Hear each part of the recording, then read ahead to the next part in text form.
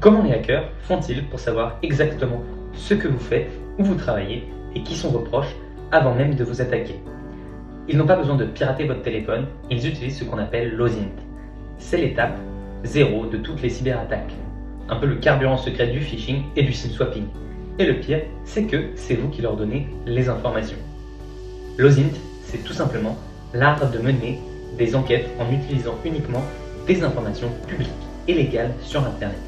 En réalité, ce n'est pas un outil de criminel, c'est une discipline incroyable utilisée par les journalistes pour vérifier des infos ou par la police pour retrouver des personnes disparues. D'ailleurs, quand vous tapez le nom de quelqu'un sur Google pour vous renseigner sur lui, vous faites déjà de l'OSINT. Mais les hackers peuvent détourner cette méthode avant de vous envoyer un faux SMS ou de piéger votre numéro. Ils vont passer des heures à assembler les pièces du puzzle de votre vie en fouillant vos réseaux, vos vieux commentaires ou vos profils professionnels. Prenons un exemple tout bête. Postez une photo demain de votre chien ou de votre café sur votre lieu de travail. Pour vous, c'est anodin, mais pour un hacker, l'arrière-plan peut parler. En zoomant, il peut voir la marque de votre ordinateur, le type de badge que vous portez autour du cou ou le logo d'une entreprise voisine par la fenêtre. Aujourd'hui, avec l'intelligence artificielle, un pirate peut croiser cette photo avec votre profil LinkedIn et votre compte Instagram en 2 clics. Sans s'introduire chez vous, il connaît donc vos horaires, vos collègues et vos habitudes et n'a plus qu'à créer le mensonge parfait pour vous piéger. Alors, comment se défendre face à cela?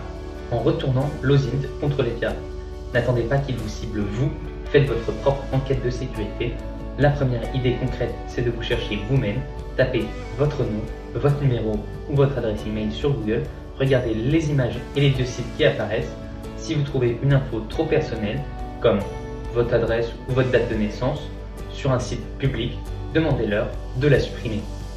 La deuxième idée, ça peut être de traquer vos propres fuites de données. Utilisez l'OSINT pour vérifier si vos mots de passe n'ont pas été volés lors de piratages massifs, comme ceux des sites de e-commerce. Et donc, en découvrant vos failles avant le hacker, vous changez vos codes à temps et vous le rendez totalement impuissant. L'OSINT montre qu'un hacker n'a pas besoin de forcer votre porte si vous lui laissez la clé sous le paillasson. Devenez le premier enquêteur de votre propre vie numérique. Et donc, protégez votre vie et protégez vos données. Et n'hésitez pas à partager cette vidéo à vos collègues ou à vos partenaires. Merci à tous d'avoir suivi cette vidéo.